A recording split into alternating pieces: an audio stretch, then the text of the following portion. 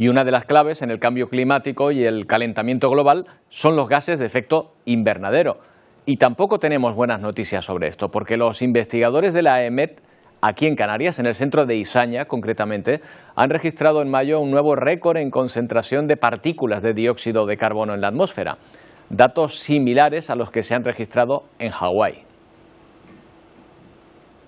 Carlos Torres es director del Centro de Investigación Atmosférica de Izaña de la AEMET. ¿Qué tal, Carlos? Buenos días. Hola, buenos días. ¿Qué tal, Roberto?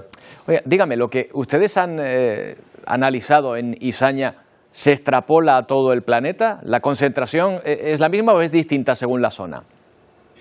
Vamos a ver, la concentración de CO2 tiene una distribución latitudinal. Digamos que nosotros al medir en el observatorio de Izaña, que estamos midiendo por encima de la inversión térmica, digamos que estamos midiendo, las medidas que nosotros tomamos son representativas, digamos, de la zona subtropical.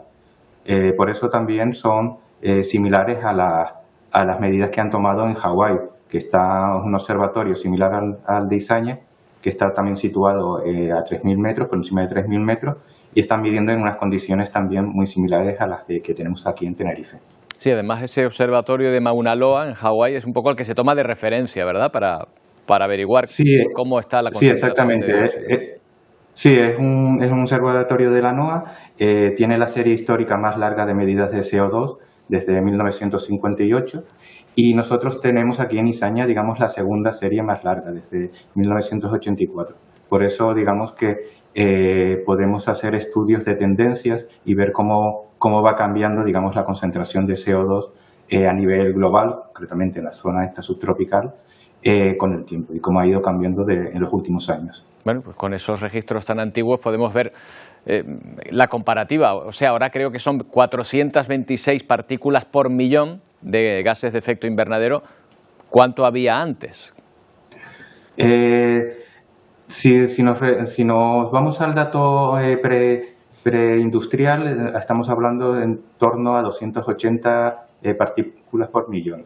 Y ahora estamos haciendo medidas aquí en torno a estas 427 partículas por millón. Realmente ha habido un incremento considerable y que está asociado, digamos, a las emisiones de carácter antropogénico. Es decir, desde la industrialización, pues los niveles de CO2 han ido aumentando. Tenemos que entender que esto no es contaminación, como podríamos entender contaminación asociada a una ciudad, sino que es cómo se va distribuyendo ese compuesto a nivel global, cómo va quedándose en las capas altas y claro, es un reflejo de lo que ha ocurrido y de lo que está ocurriendo con las emisiones de CO2 a nivel global.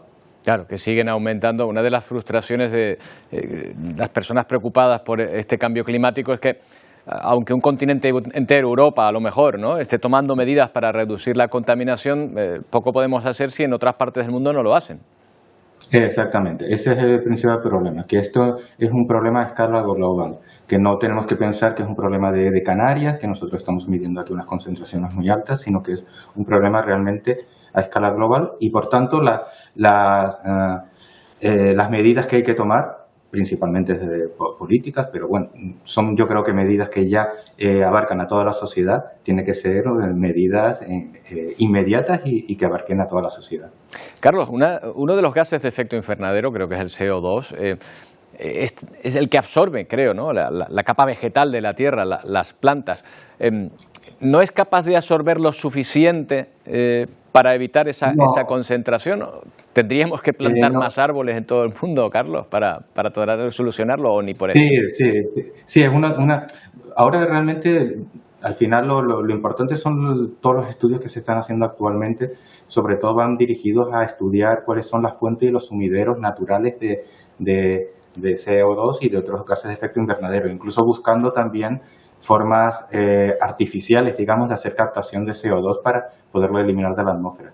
La vegetación tiene su ciclo estacional de emisión y absorción de CO2, que se ve reflejado un poco también en los datos. En los datos que nosotros medimos se ve claramente una tendencia de los últimos años a aumentar, pero dentro de ese mismo aumento vemos un ciclo estacional, anual. Ese ciclo estacional es asociado a la vegetación. Por lo tanto, está ahí pero no es suficiente para digamos, abarcar o absorber todo ese CO2 que se emite por parte o se está emitiendo por parte del hombre, ¿no? O sea que a lo mejor en primavera hay menos CO2 en el ambiente porque hay más vegetal que lo absorbe y después en invierno la cosa empeora.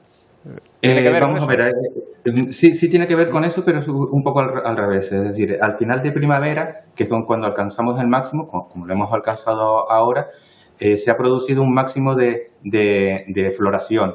Entonces, a partir de ahí, desde ese máximo de floración es cuando empieza a haber más absorción de CO2.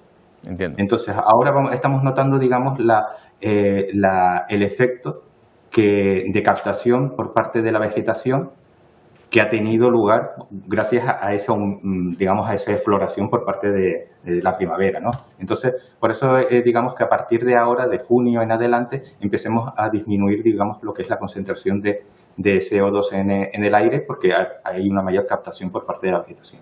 Interesante. Carlos, pues muchas gracias por explicárnoslo. Buenos días. Nada, muchas gracias a ustedes.